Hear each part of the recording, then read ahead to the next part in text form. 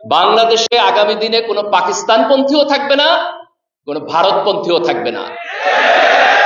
যে সমস্ত রাজনৈতিক দল তরুণদের আকাঙ্ক্ষাকে বুঝবেন না, তারা আগামী দিনে আওয়ামী লীগের, আজকে যখন হাসিনার পতন হলো তখন শেখ হাসিনা এখন কোথায়? কেন উনি ভারতে? ওনার তো বাংলাদেশে থাকার কথা। আওয়ামী লীগ যতদিন পর্যন্ত স্বীকার না করবে যে সে ফ্যাসিবাদী শাসন প্রবর্তন করছে, অলওয়েজ অতীতের মধ্যে বসবাস করা, এটা কোনো ভালো কাজ না। এমনকি আওয়ামী লীগের মধ্যেও যারা খুব বেশি খারাপ হয়ে যায় নাই, কিছুটা ভালো ছিল, তারাও শেষের দিকে গণ অভ্যুত্থানের পক্ষে নামছে। অতীত এবং ইতিহাস এটা আমাদের জন্য জরুরি, সেখান থেকে শিক্ষা নিতে হবে, কিন্তু অতীতের মধ্যে বসবাস করা, অলওয়েজ অতীতের মধ্যে বসবাস করা, এটা কোনো ভালো কাজ না। এই দেশের তরুণ প্রজন্মকে সাথে নিয়ে আমাদেরকে সামনের দিকে যাইতে হবে। আমাদের জাতীয় ঐক্যমত তৈরি করতে হবে। জাতীয় ঐক্যমতের জন্য আমাদের কিছু কিছু বিষয়ে একমত হইতে হবে। আওয়ামী লীগের গত 16 বছরের শাসন ফ্যাসিবাদ ছিল, এই প্রশ্নে একমত হইতে হবে। এটা গণতন্ত্র ছিল না, এটা গণতন্ত্র ছিল না।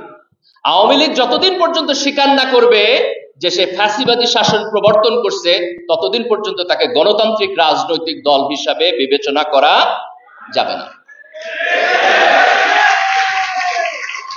এই 16 বছরের ফ্যাসিবাদ কোন লোকাল ফ্যাসিবাদ ছিল না। আমরা 90 গণতন্ত্রের জন্য আন্দোলন করছি। এরশাদ তখন ক্ষমতায় ছিলেন, আর্মির জেনারেল ছিলেন, কিন্তু উনি কোনো বাইরের দেশের হয়ে এই দেশে ভূমিকা পালন করেন নাই।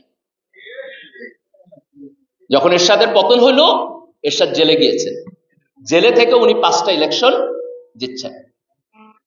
আজকে যখন হাসিনার পতন হলো তখন শেখ হাসিনা এখন কোথায়? কেন উনি ভারতে? ওনার তো বাংলাদেশে থাকার কথা। তাহলে এই ফ্যাসিবাদ ভারতীয় আধিপত্যবাদ, এই 16 বছরের ফ্যাসিবাদ ভারতীয় আধিপত্যবাদ।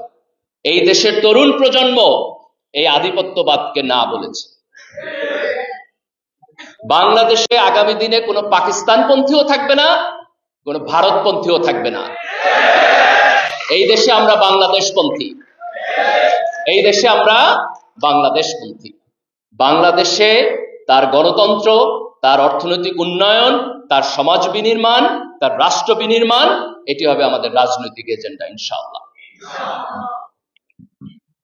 জুলাইয়ের অভ্যুত্থান যদিও ছাত্রদের নেতৃত্বে হয়েছে, বিশ্ববিদ্যালয় থেকে শুরু হয়েছে, কিন্তু এই গণ অভ্যুত্থানে এই দেশের সকল শ্রেণী এবং পেশার মানুষ অংশগ্রহণ করেছে। এইখানে আওয়ামী লীগ বিরোধী এবং এই ফ্যাসিবাদী সিস্টেমের অংশ ছিল না এরকম সকল রাজনৈতিক দল অংশগ্রহণ করেছে। বিএনপি অংশগ্রহণ করেছে, জামাত ইসলাম অংশগ্রহণ করেছে, ছাত্র দল অংশগ্রহণ করেছে, ছাত্র শিবির অংশগ্রহণ করেছে। তাদের সবার এখানে কন্ট্রিবিউশন ছিল। আমাদের জাতীয় ঐক্যের জন্য এই কন্ট্রিবিউশনকে স্বীকার করতে হবে। যে সমস্ত ছাত্র নেতারা নেতৃত্ব দিয়েছেন তাদেরকে উদারভাবে স্বীকার করতে হবে যে সমাজের সকল শ্রেণী এবং পেশার মানুষ যদি এই গণ অভ্যুত্থানে এগিয়ে না আসতো তাহলে আমরা সফলতা পেতাম না।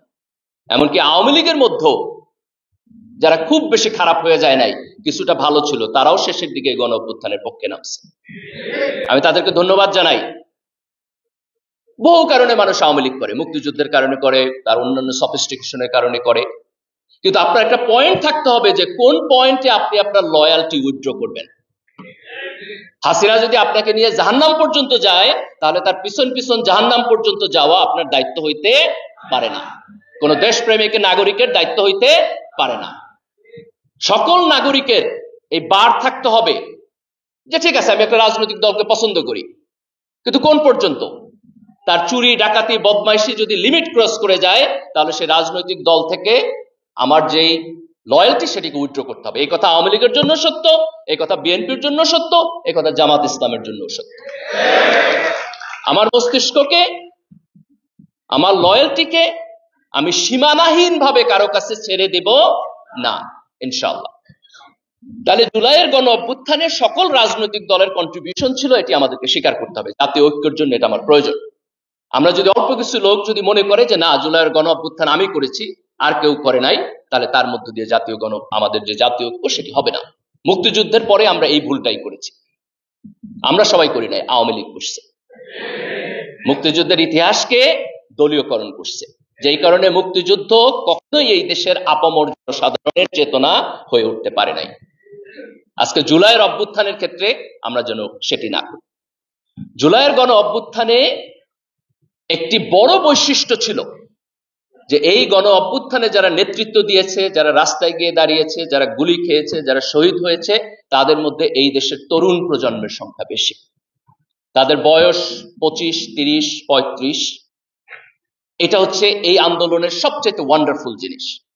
আজকে এই গণ অভ্যুত্থানের স্পিরিটকে ধারণ করে আমরা যদি সামনের দিকে যেতে চাই, তাহলে তরুণদের আমাদের জাতির বিনির্মাণের যে প্রক্রিয়া, তার মধ্যে তার পার্টিসিপেশনকে নিশ্চিত করতে হবে। যে সমস্ত রাজনৈতিক দল তরুণদের আকাঙ্ক্ষাকে বুঝবেন না, তারা আগামী দিনে আওয়ামী লীগের মতোই হারায় যাবেন। আজকে বিএনপি এবং জামাত ইসলাম বাংলাদেশের দুইটা বড় রাজনৈতিক দল। আমি তাদেরকে অনুরোধ করব যে আপনারা তরুণদের আপনাদের রাজনীতির মধ্যে আরো বেশি করে নেন। আপনাদের স্থায়ী কমিটির অন্তত 50% লোকের বয়স 50-র নিচে হওয়া উচিত।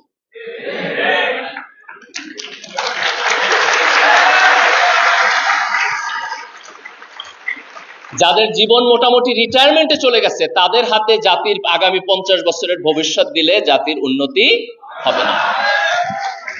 আর এক দল থেকে তরুণ নেওয়ার দরকার নাই, আপনার দল থেকেই নেন, কিন্তু তরুণদেরকে উঠায় নিয়ে আসে, তরুণদেরকে উঠায় নিয়ে আসে। তাইলে পরে আপনারা বুঝতে পারবেন যে তরুণদের পালস কি, তারা কি চায়, তারা কিভাবে চায়।